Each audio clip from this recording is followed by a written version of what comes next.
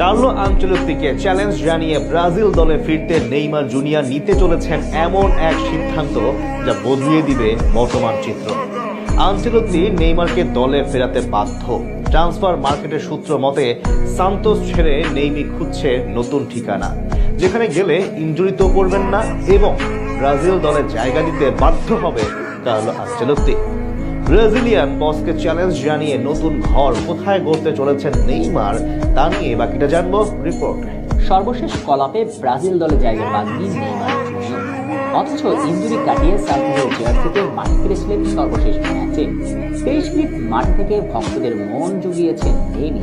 তাকে অনেকটাই সাবলীল এবং চন্মনেই থাকতে দেখা গিয়েছে সান্তোসের জার্সিতে। তবু কার্লো আনচেলত্তি আফ্রিকা সফরেও তাকে রাখলেন না স্কোয়াডে। প্রশ্ন তো জাগে, নেইমারের প্রতি কেন এত অবহেলা কার্লোর? সে প্রশ্নের উত্তর আপাতত জানা নেই, তবে এতটুকু তো জানা, এত সহজে হাল ছাড়ার পাত্র নয় নেইমার। রূপকথার ফিনিক্সের